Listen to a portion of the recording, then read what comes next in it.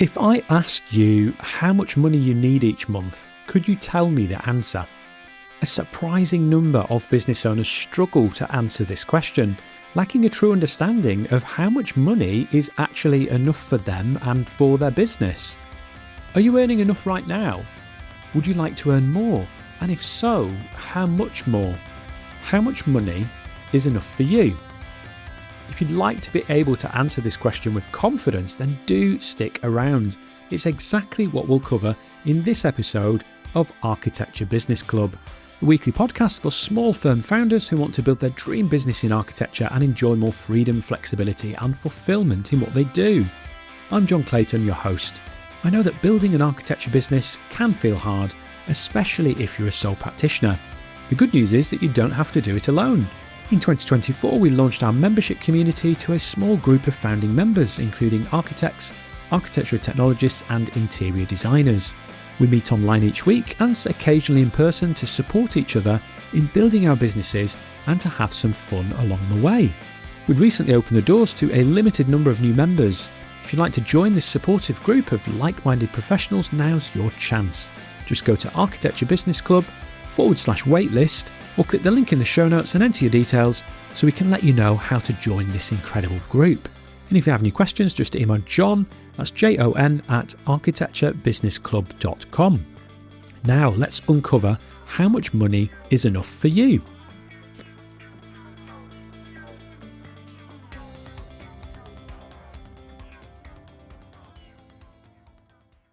Hey everyone, thanks for joining me today.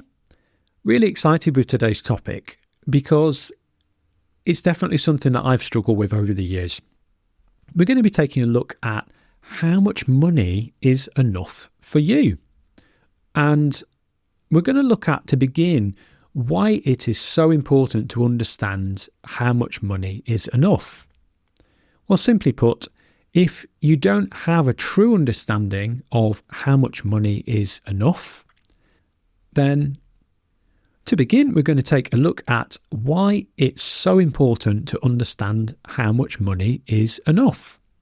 It informs how much revenue you need to generate, that your business needs to generate in turnover each year.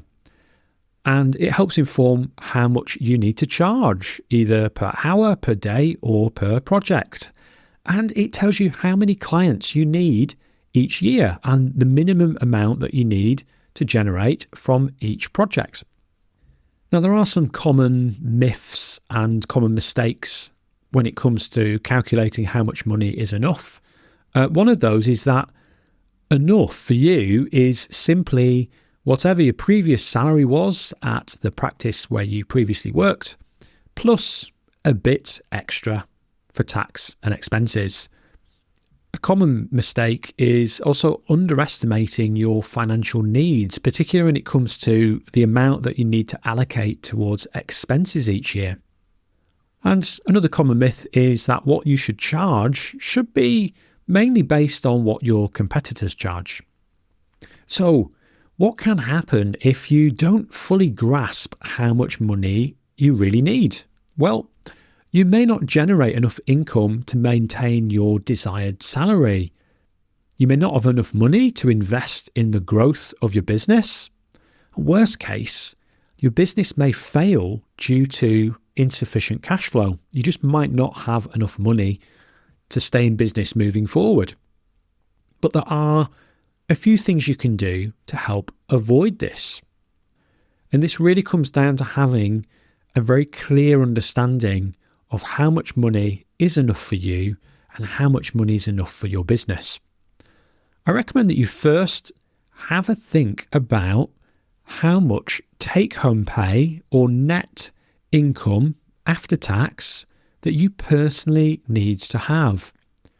I suggest that you consider your current personal expenses each month. So this would include things like household bills, savings, your pension, if hopefully you have one, and any disposable income or spending money that you have each month for the fun stuff that you do in an average month.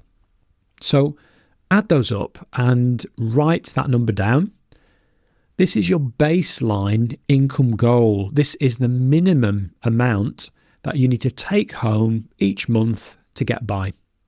So let's call this monthly income milestone number 1. But let's be honest, you don't just want to scrape by each month. So let's consider how much money you really need each year. So times that first number, your minimum monthly take-home amount, by 12 to cover the whole year. And then I recommend that you add in allowances for the other stuff that occurs during the course of the average year. So this is going to be things like birthdays, maybe anniversary if you're married, Christmas, annual holidays, weekends away. You're really trying to think of all those extra things that occur throughout the course of the year that you don't necessarily budget for each month, but those things occur each year. There are things that you can reasonably forecast are going to happen. Then what we do is we add a buffer for the unexpected things that often crop up, the things that are more difficult to predict. Let's call this our rainy day fund or our buffer. It's really up to you how much you add for this. I would recommend something in the range of 10 to 30%, depending on how accurate you feel your other allowances are and how cautious you want to be. So add that all together. So you're taking the first figure, your minimum monthly take-home amount, you've times that by 12 to cover the whole year.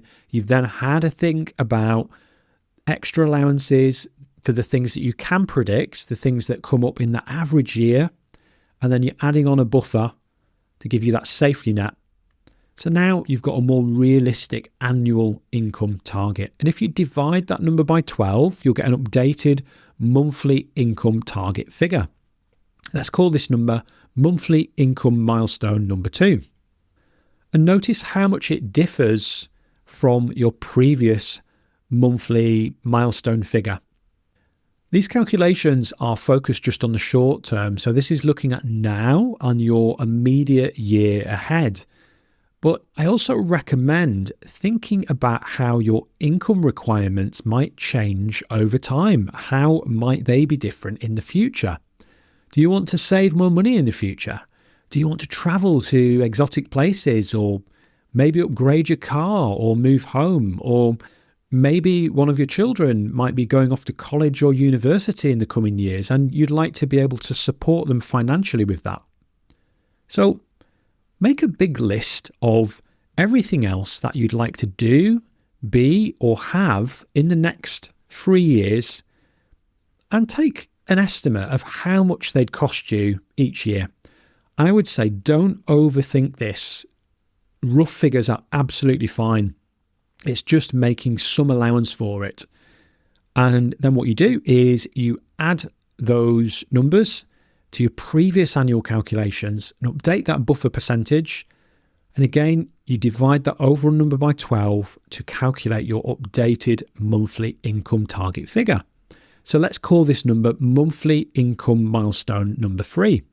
So by now, you should have a very clear understanding of how much money you need right now to get by each month, how much money you need over the next year, allowing for annual things that crop up and a buffer, and also how much money you're likely to need in the future for your desired lifestyle. So armed with this knowledge, you can now calculate how much revenue your business needs to generate each year to support your income goals and salary requirements. So how much money does your business need to generate? You need to generate enough revenue to cover your salary, all your business expenses, pay your taxes, and make a profit without bleeding your accounts dry. If you're already in business, you can use past financial data to help you estimate those numbers. But if you're starting out, you may want to do some research to help you figure out what those expected expenses may be. This is going to be everything from software subscriptions to your professional indemnity insurance to your stationery, through to everything else that you might need to run your business.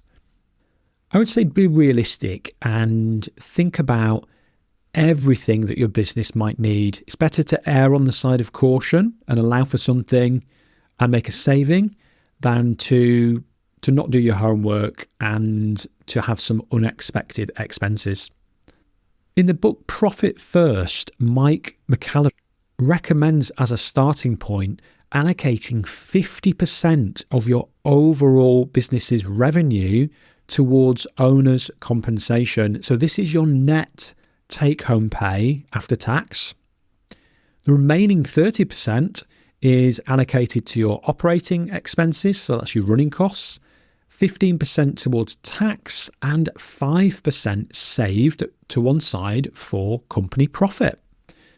These percentages are based on your company turning over less than $250,000 per year, and today's exchange rate, that roughly equates to 187,000 British pounds. So that's going to be a business that typically has one key employee, yourself, perhaps with some contractors, part-timers, maybe you might have one full-time employee. So you have to bear in mind that those recommended allocation percentages would vary depending on the size of your company. So based on those recommendations, you'd make your business's target revenue amount double your personal target income goal to allow a realistic amount of money to cover your expenses, taxes, and profit. So remember, that's 50% of the overall company revenue allocated to your net take-home pay, and 50% of it is allocated towards your running costs, your operating expenses, tax, and a small percentage for profit. Bear in mind, these target allocation figures are just a starting point, and you may want to adjust them over time.